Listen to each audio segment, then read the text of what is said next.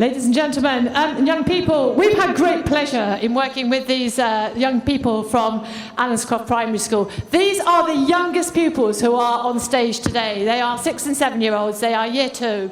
And they've done all sorts of things. So they've had craft activities, they've learnt songs, they've actually played and all sorts of things as well. The school's curriculum focus was England, and that gave us plenty of opportunities to look into the archives as well. As Debs has just mentioned, we found in the archives some street cries from Birmingham. The most interesting being, flies, flies, no flies, catch 'em all alive. And this inspired us to make some market stalls, and the young people constructed their own street cries, and then we put a soundscape towards it as well. Gosh, was it noisy with lots and lots of percussion.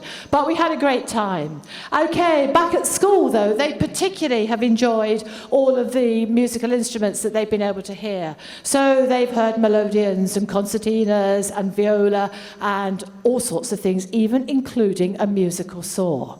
However, a key element of this project is music. They've had the opportunities to play a mini melodeon, as you can see here, and they are now going to play you their greatest hit.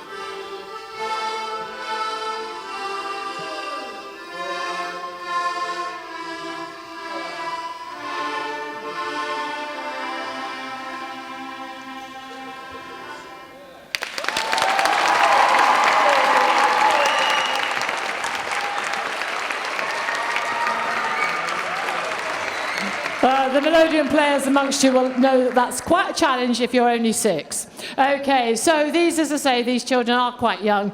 They've done all sorts of things. They made their colourful tatter costumes, and they were captivated by Beth, the trainee who's worked in the school with us with her viola playing. And whilst we have been finding out things about the archives, we found this wonderful tune, The Green Man, and that became a stimulus for some more work on The Green Man. And we actually made plaques, decorated them, and they've all gone home with the children as well. However, we went to the archives again, and we found this newspaper article from the Birmingham Weekly Post. In the year 1843, going along Baggot Street in Birmingham, I met a set of Morris dancers dressed in rather gaudy attire, with ribbons flying and staves in their hands, which they wrapped together at certain intervals. The dancers were about 8 in number. They had on knee breeches, they were in shirt sleeves, but their shirts were decorated with gaily coloured ribbons. This was the source of inspiration for us being able to learn a simple Morris dance. So these young people now, they are going to show you the Croft version of the Upton-on-Severn stick dance.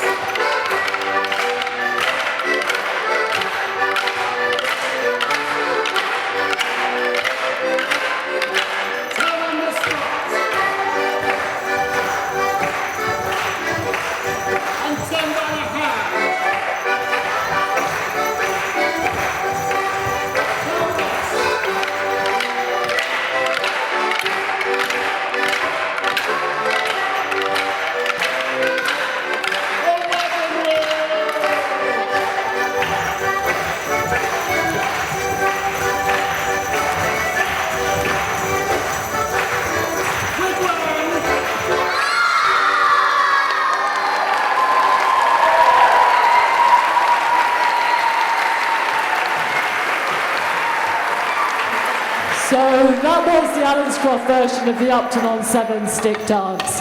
Finally, not only have the children enjoyed the craft activities and the music and the dancing, the thing that's actually captivated me even more than that has been the singing. They have been great fun to sing with. Okay, we're going to try to persuade them to get themselves into one long line now across the front of the stage, and they are going to finish with just a snippet from what has become their favourite song. Egg ready. And in this egg there was a bird, a rare bird and a rattling bird. Bird in the egg, and the egg in the nest, and the nest on the leaf, and the leaf on the twig, and the twig on the branch, and the branch on the tree, and the tree in the